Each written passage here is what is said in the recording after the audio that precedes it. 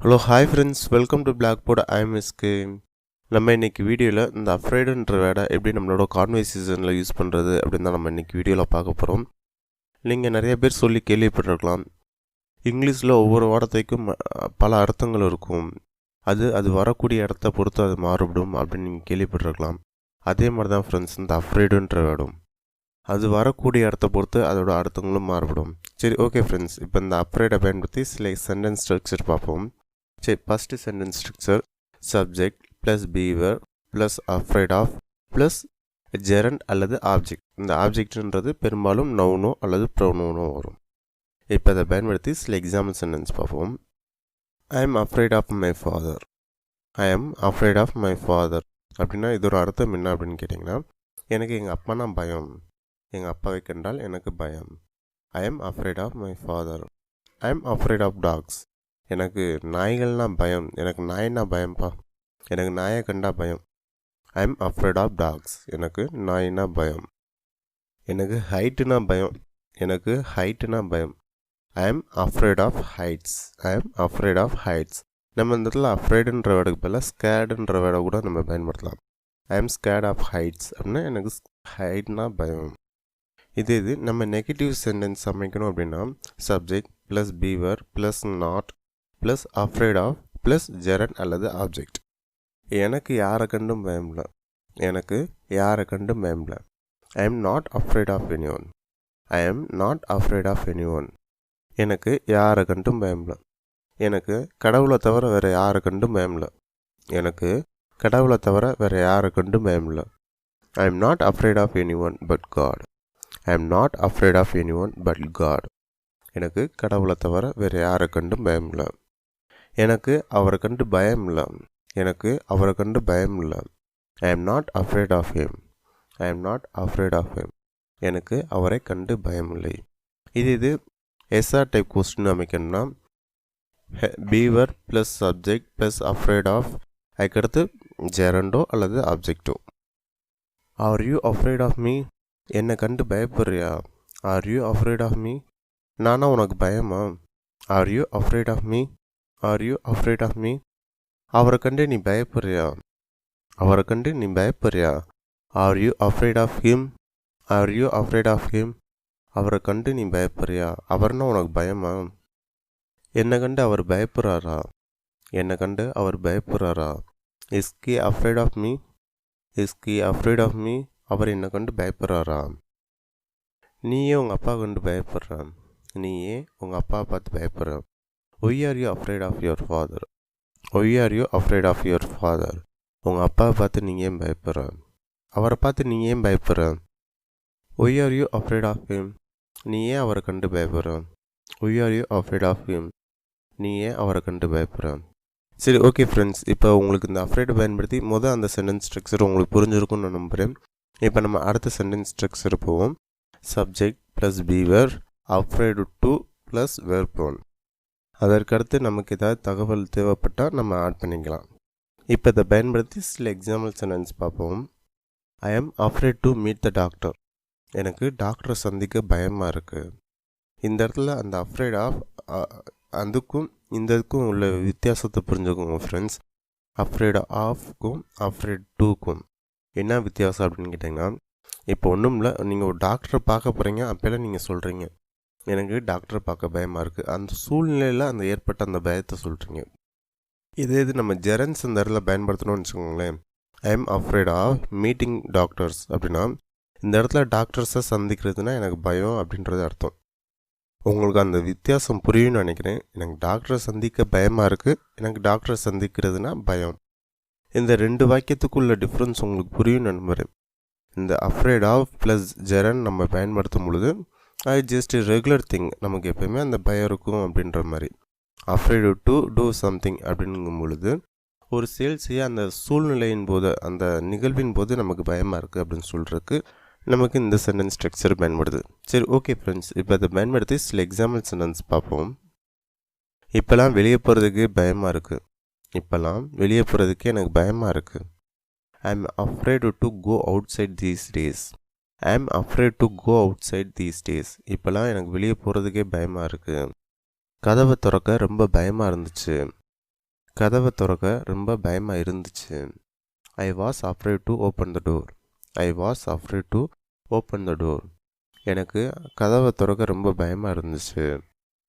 அந்த லெட்டரை திறக்க எனக்கு ரொம்ப பயமாக இருந்துச்சு. அந்த லெட்டரை திறக்க எனக்கு ரொம்ப பயமாக இருந்துச்சு. I was afraid to open the letter. I was afraid to open the letter. இந்த விஷயம் குறித்து அவர்களை அணுக எனக்கு பயமாக இருக்கு. இந்த விஷயம் குறித்து அவர்களை அணுக எனக்கு பயமாக இருக்கு. I am afraid to approach them about this matter. I am afraid to approach them about this matter. இந்த விஷயம் குறித்து அவர்களை அணுக எனக்கு பயமாக இருக்கின்றது. எனக்கு உதவி கேட்க பயமாக இருக்கு. எனக்கு உதவி கேட்க பயமாக இருக்கு. I am afraid to ask for help. I am afraid to ask for help. எனக்கு உதவி கேட்க பயமாக இருக்கு. உன்னோட தவறுகளை ஒத்துக்கொள்ள பயப்படாத. உன்னோட தவறுகளை ஒத்துக்கொள்ள பயப்படாத. Don't be afraid to admit your mistakes. உன்னுடைய தவறுகளை ஒத்துக்கொள்ள பயப்படாதே. Don't be afraid to admit your mistakes. சரி, ஓகே ஃப்ரெண்ட்ஸ், இப்போ உங்களுக்கு இந்த சென்டென்ஸ் ஸ்ட்ரக்சர் உங்களுக்கு புரிஞ்சிருக்கும்னு நான் நம்புகிறேன். இப்போ நம்ம அடுத்த சென்டென்ஸ் ஸ்ட்ரக்சர் போவோம். நம்மளோட அடுத்த sentence structure I am sorry that அதுக்கடுத்து ஒரு சென்டென்ஸ். இந்த இடத்துல இந்த தட்டுன்றது ஆப்ஷனல் தான். உங்களுக்கு வேணும்னா நீங்கள் சேர்த்துக்கலாம், அல்லது அதை உச்சரிக்காமல் நீங்கள் பார்க்கிங்க. இந்த சென்டென்ஸ் ஸ்ட்ரக்சர் எங்கே பயன்படுத்துகிறாங்க அப்படின்னு கேட்டிங்கன்னா, நம்ம ஏதோ ஒரு மறுப்போ அல்லது ஏதோ ஒரு சோகம் வருத்தமளிக்கிற ஒரு செய்தியை நம்ம சொல்லும் பொழுது நம்ம இந்த சென்டென்ஸ் ஸ்ட்ரக்சர் பயன்படுத்தலாம் ஃப்ரெண்ட்ஸ். நம்மளோட உயர் பதவியில் இருக்கிறவங்க ஒருத்தவங்க ஏதாவது ஒரு பார்ட்டிக்கு கூப்பிட்றாங்க அப்படின்னா, இல்லை என்னால் வர முடியாது அப்படின்னு சொல்லும் பொழுது, டைரெக்டாக வர முடியாது அப்படின்னு சொல்லும் பொழுது ஒரு மாதிரி கொஞ்சம் ரூடாக இருக்கும். அதுக்கு பல I am afraid that I can't come to your party அப்படின்னு சொல்லலாம். என்னை மன்னிக்கணும், என்னால் உங்களோட பார்ட்டிக்கு வர முடியாது. இது கொஞ்சம் பொலைட்டாக இருக்கும். இதோட அர்த்தம் என்னென்னா, மன்னிக்கணும், என்னால் உங்களோட பார்ட்டிக்கு வர முடியாது அப்படின்னு சொல்லலாம். அல்லது என்னால் உங்கள் பார்ட்டிக்கு வர முடியலன்னு நான் வருந்துகின்றேன் அப்படின்னு சொல்லலாம். இது ஒரு இந்த இடத்துல அஃப்ரைட் அப்படின்னா, இந்த இடத்துல எனக்கு பயமாக இருக்குது, நான் பயப்படுறேன் அப்படின்றது அர்த்தம் கிடையாது. இந்த இடத்துல ஐ எம் அஃப்ரைட் அப்படின்னா ஐ எம் சாரி அப்படின்னு அர்த்தம். இந்த இடத்துல நீங்கள் டைரெக்டாக சாரி அப்படின்னு சொல்லலாம். ஆனால் இந்த இடத்துல சாரி அப்படின்னு சொல்கிறதுக்கு நம்ம எந்த தப்பும் பண்ணலை. ஒருத்தவங்க ஒன்று சொல்லும் பொழுது அதுக்கு மறுப்பு தான் தெரிவிக்கப்படுமே தவிர நம்ம எந்த தப்பும் பண்ணலை. ரைட்டா ஃப்ரெண்ட்ஸ்? அந்த இடத்துல சாரியை காட்டிலும் ஐ எம் அஃப்ரைட் அப்படின்னு சொல்லும் பொழுது அந்த வார்த்தை அதுக்கு பொருத்தமாக இருக்கும். ஓகேங்களா ஃப்ரெண்ட்ஸ்? இப்போ அதை பயன்படுத்தி சில எக்ஸாம்பிள் சென்டென்ஸ் பார்ப்போம்.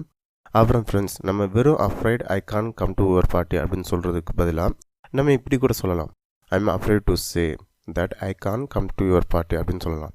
இதை சொல்கிறதுக்கு எனக்கு வருத்தமாக இருக்குது, அல்லது இதை சொல்கிறதுக்கு என்னை மன்னிக்கவும் அப்படின்றது அதோட மீட்டிங். என்னால் உங்கள் பார்ட்டிக்கு வர முடியலன்னு சொல்கிறதுக்கு எனக்கு வருத்தமாக இருக்குது அப்படின்றது அதோட பொருள். நீங்கள் இந்த ஃப்ரேஸில் அடிக்கடி இன்டர்வியூலலாம் பார்க்கலாம். We are afraid to say, அப்புறம் சம்திங் சம்திங் சொல்லுவாங்க. நீங்கள் இந்த ஃப்ரேஸை வச்சு ஏதாவது சென்டென்ஸ் ஆரம்பித்தாலே நீங்கள் புரிஞ்சுக்கணும், ரைட்டு நமக்கு வேலை ஏதோ கெட்ட செய்தி அப்படின்றது நீங்கள் புரிஞ்சுக்கலாம். சரி, ஓகே ஃப்ரெண்ட்ஸ், இப்போ நம்ம இதை பயன்படுத்தி சில எக்ஸாம்பிள் சென்டென்ஸ் பார்ப்போம். மன்னிக்கணும், என்னால் உங்களோட வேலையை ஏற்றுக்கிற முடியாது. உங்களோட ஜாப் ஆஃபரை என்னால் ஏற்றுக்கிற முடியாது. அல்லது உங்களோட ஜாப் ஆஃபரை ஏற்றுக்கிற முடியலன்னு எனக்கு வருத்தமாக இருக்குது. I am sorry I can't accept your job offer. மன்னிக்கணும், என்னால் உங்களுக்கு உதவ முடியாது. என்னால் உங்களுக்கு உதவ முடியலன்னு எனக்கு வருத்தமாக இருக்குது. I am afraid I Khan help you. I am afraid I Khan help you. என்னை மன்னிக்கணும், என்னால் உங்களுக்கு உதவ முடியாது. மன்னிக்கணும், எனக்கு புரியலை. மன்னிக்கணும், எனக்கு புரியலை. ஐ am afraid I don't understand. I am afraid I don't understand. மன்னிக்கணும், எனக்கு புரியலை. மன்னிக்கணும், நீங்கள் தவறான அட்ரஸ்க்கு வந்திருக்கீங்க. ஐ am afraid you come to the wrong address. I am afraid you have come to the wrong address. மன்னிக்கணும், நீங்கள் தவறான அட்ரஸ்க்கு வந்திருக்கீங்க. மன்னிக்கணும், நீங்கள் இந்த கேள்வியை முழுவதும் தவறாக புரிந்துள்ளீர்கள். I am afraid you completely misunderstood the question. I am afraid you completely misunderstood the question. மன்னிக்கணும், நீங்கள் கேள்வியை முழுவதும் தவறாக புரிந்துள்ளீர்கள். சரி, ஓகே ஃப்ரெண்ட்ஸ், இப்போ உங்களுக்கு இந்த சென்டென்ஸ் ஸ்ட்ரக்சரை எங்கே பயன்படுத்தணும்னு உங்களுக்கு புரிஞ்சிருக்கும்னு நான் நம்புகிறேன். இப்போ நம்ம அடுத்த சென்டென்ஸ் ஸ்ட்ரக்சர் போவோம். Subject plus B verb afraid for plus object. இந்த இடத்துல அந்த ஆப்ஜெக்ட்ன்றது பெரும்பாலும் நவுனோ அல்லது ப்ரொனவுனோ வரும். அதுக்கடுத்து ஏதாவது தகவல் தேவைப்பட்டால் நம்ம ஆட் பண்ணிக்கலாம். இந்த இடத்துல இந்த afraid for இந்த ஃப்ரேஸோட மீனிங் என்ன அப்படின்னு கேட்டிங்கன்னா worry about அப்படின்னு அர்த்தம். ஏதோ குறித்து கவலைப்படுறது அல்லது கவலையாக இருக்கிறது அப்படின்னு அர்த்தம். இப்போ ஐ ஆம் afraid ஃபார் மை சன் அப்படின்னா என்னுடைய மகன் குறித்து நான் கவலைப்படுகின்றேன் அல்லது கவலையாக இருக்கின்றேன் அப்படின்றது தான் இதோட மீனிங். நம்ம இந்த இடத்துல afraid ஃபார் அப்படின்றதுக்கு பதிலாக நம்ம worry about போட்டாலும் சேம் மீனிங் தான். ஐ ஆம் worry about மை சன் அப்படின்னா என்னுடைய மகன் குறித்து நான் கவலைப்படுகின்றேன் அல்லது கவலையாக இருக்கின்றேன். ரெண்டுமே சேம் மீனிங் தான் ஃப்ரெண்ட்ஸ். நீங்கள் எது வேணாலும் பயன்படுத்திக்கலாம். இப்போ இந்த சென்டென்ஸ் ஸ்ட்ரக்சரை பயன்படுத்தி சில எக்ஸாம்பிள் சென்டென்ஸ் பார்ப்போம். ஐ ஆம் afraid ஃபார் மை ரிசல்ட் என்னுடைய ரிசல்ட் குறித்து கவலைப்படுகின்றேன். ஐ ஆம் afraid ஃபார் மை ஃபேமிலி என்னுடைய ஃபேமிலி குறித்து கவலைப்படுகின்றேன் அல்லது கவலையாக இருக்கின்றேன். He was afraid for his job அவருடைய வேலை குறித்து அவர் கவலைப்பட்டார் அல்லது கவலையாக இருந்தார். ஐ ஆம் afraid ஃபார் யுவர் ஹெல்த் உங்களுடைய உடல் நலம் குறித்து நான் கவலைப்படுகின்றேன். ஐ ஆம் afraid ஃபார் யுவர் ஹெல்த் உங்களுடைய ஆரோக்கியம் குறித்து நான் கவலைப்படுகின்றேன். சரி, ஓகே ஃப்ரெண்ட்ஸ், இப்போ உங்களுக்கு இந்த ஃப்ரேஸோட மீனிங் உங்களுக்கு புரிஞ்சிருக்கும்னு நான் நம்புகிறேன். நம்ம இந்த வீடியோவில் இந்த afraid பயன்படுத்தி ஒரு 4 சென்டென்ஸ் ஸ்ட்ரக்சர் பார்த்துருக்கோம். ஸோ அதை சிம்பிளாக இந்த ஒரு நிமிஷத்தில் பார்த்துருவோம். முதல்ல afraid of அப்படின்ற ஃப்ரேஸை பயன்படுத்தி எனக்கு இதுனா பயம், எனக்கு இவர்னா பயம், எனக்கு இந்த செயலை செய்கிறதுனா பயம் அப்படின்னு சொல்கிறதுக்கு நமக்கு afraid of அப்படின்ற ஃப்ரேஸ் பயன்படுது. ஐ எம் afraid of heights அப்படின்னா எனக்கு ஹைட்ஸ்னால் பயம். I am afraid of walking alone எனக்கு தனியாக நடக்கிறதுனா பயம். இந்த மாதிரி afraid of அப்படின்ற சென்டென்ஸை பயன்படுத்தி சொல்லலாம். ரெண்டாவது ஐ am afraid to do something.